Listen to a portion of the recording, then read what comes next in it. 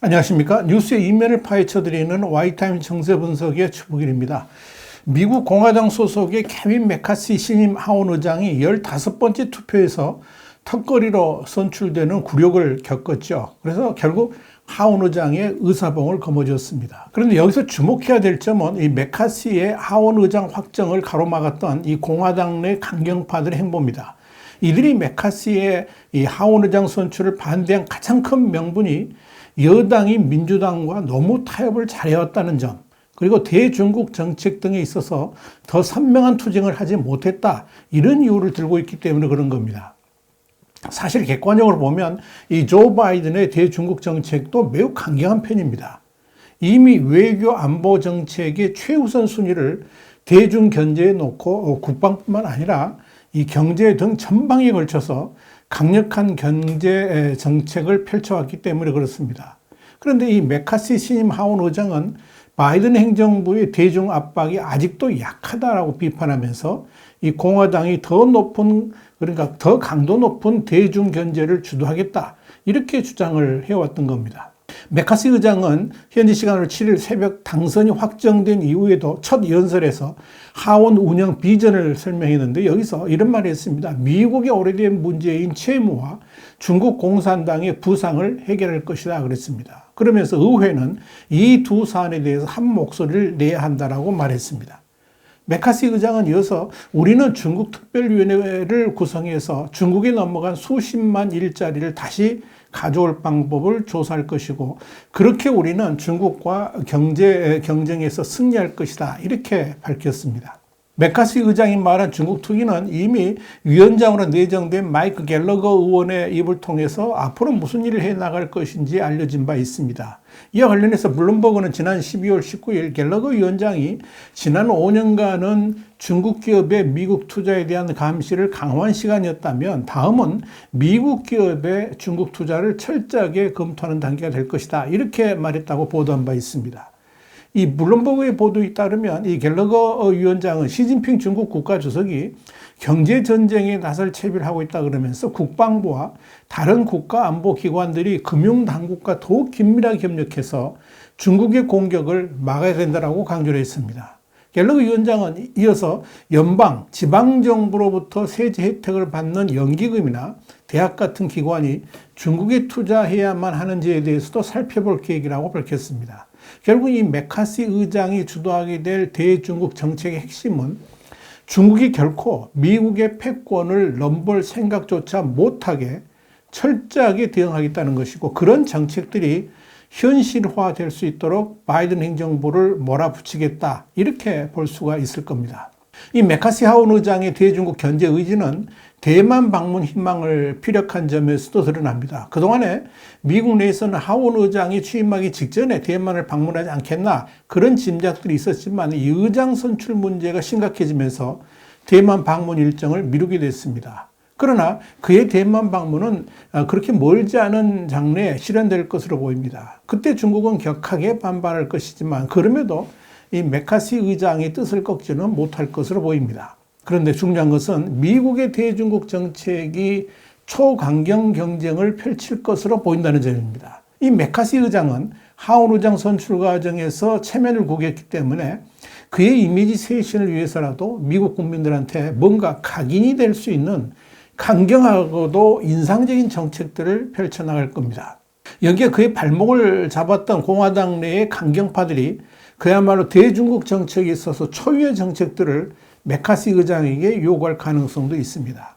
그 조짐이 이미 보입니다. 최근 미국 하원 외교위원회 소속의 공화당 의원들은 중국 공산당의 악성 영향력 폭로 보고서를 펴낸 바 있죠. 이 보고서는 중국이 대외적으로 악성 영향력의 확대를 시도하고 있다 그러면서 군사, 경제, 사회, 문화 등 거의 모든 분야에서 침투 방식을 자세하게 나열하고 있습니다. 그런데 이 보고서와 관련해서 특히 주목할 점은 이 보고서를 작성한 키맨이 바로 마이클 맥콜 의원인데요. 그가 의회 내의 대표적인 대중 강경파이고 차기 이 하원 외교위원장이 될 가능성이 높다는 데 있습니다. 그가 하원의 외교위원장이 된다 그러면 그가 가지고 있는 이 매파적 성향이 그대로 입법화될 것이고, 이를 민주당도 거부하기 어렵다는 점에서 앞으로의 대중국 정책 방향을 예상해 볼 수 있을 겁니다.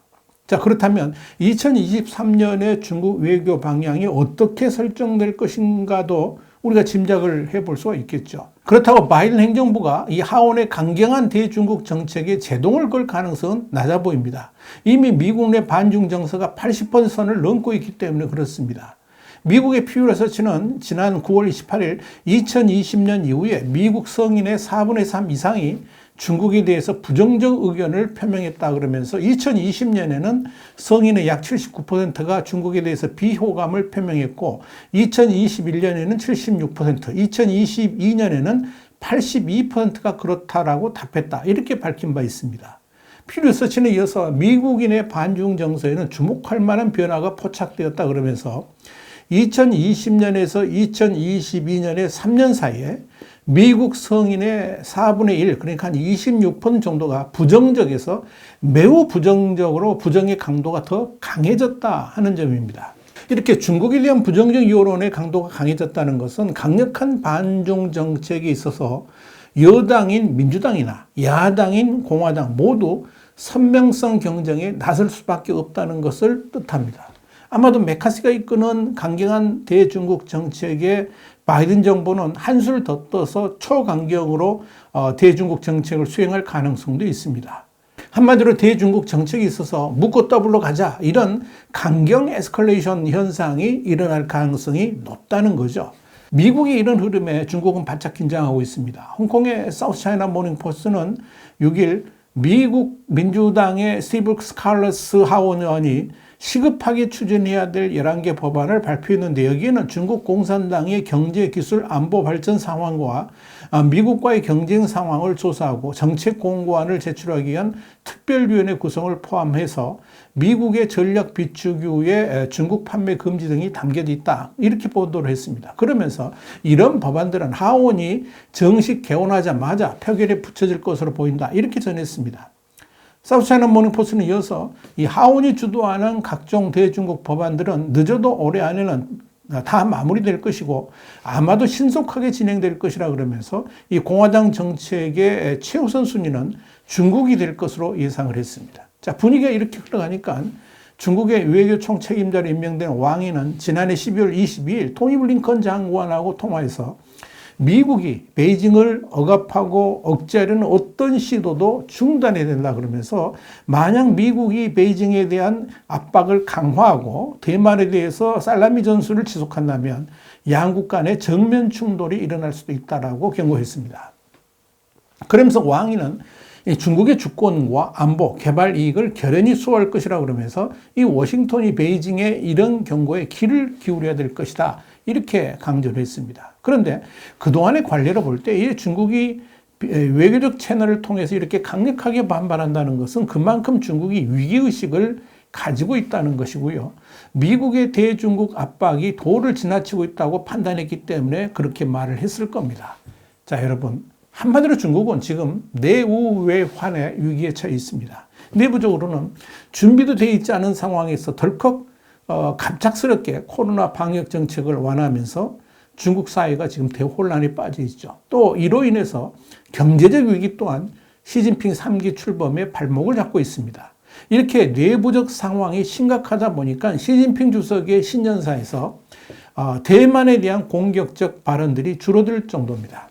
그나마 중국 경제가 버틸 수 있었던 것은 미국과의 무역에서 일어나는 엄청난 흑자 때문입니다. 그런데 미국의 대중국 압박은 날이 갈수록 중국의 무역 흑자를 줄이는 방향으로 나아가게 될 것으로 예상됩니다. 다시 말씀드려서 중국을 더 이상 세계의 공장으로 용인하지 않고 이를 가까운 베트남과 인도 등의 중국 주변국으로 옮기면서 중국과의 디커플링을 본격화하게 될 것이라는 의미입니다.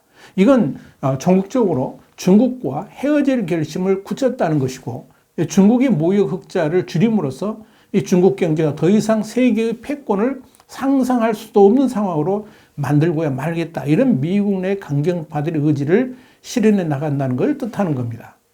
이걸 다른 말로 표현하자면 중국 고사작전, 말려서 죽인다 이런 거죠. 고사작전입니다.